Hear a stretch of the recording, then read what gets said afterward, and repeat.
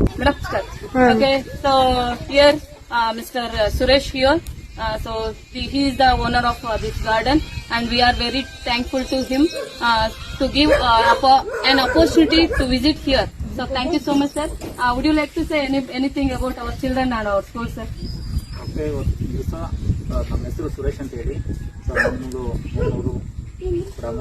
So ನಮ್ಮ ಮನೆ ಮುಂದಿರ್ತಕ್ಕಂಥ ಗಿಡಗಳಿಗೆ ಇವತ್ತ ಒಂದು ನಮ್ಮೂರು ಶಾಲೆಯ ವಿದ್ಯಾರ್ಥಿಗಳು ವಿಸಿಟ್ ಮಾಡಿದ್ದಾರೆ.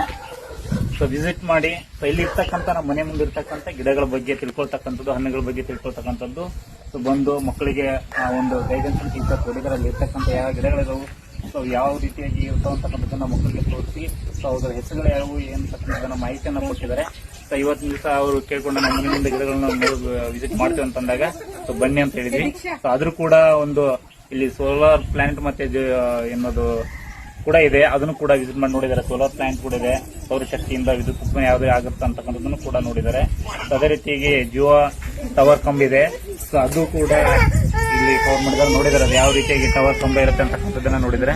ಸೊ ಇಲ್ಲಿ ಇರ್ತಕ್ಕಂಥ ಗಿಡಗಳ ವಾತಾವರಣ ಯಾವ ರೀತಿಯಾಗಿದೆ, ಗಿಡಗಳು ಯಾವ ರೀತಿಯಾಗಿದೆ, ಫಲವತ್ತತೆ ಹಣ್ಣುಗಳನ್ನು ಯಾವ ರೀತಿಯಾಗಿ ಇರುತ್ತೆ ಅಂತಕ್ಕಂಥದ್ದನ್ನ ಸೊ ವಿಸಿಟ್ ಮಾಡಿ ಅದ್ರ ಬಗ್ಗೆ ಪೂರ್ತಿ ಮಾಹಿತಿಯನ್ನು ತಿಳ್ಕೊಂಡಿದ್ದಾರೆ. ಸೊ ಇನ್ನೂ ಕೂಡ ಒಂದು ಏನ್ ಜಿಯೋ ಕಂಬ ಮತ್ತೆ ಸೋಲಾರ್ ಪ್ಲಾಂಟ್ ಬಂತಲ್ಲ, ಹಾಗಾಗಿ ಅಲ್ಲಿ ಗಿಡಗಳು ಇನ್ನೂ ಬಹಳ ಇದ್ವು.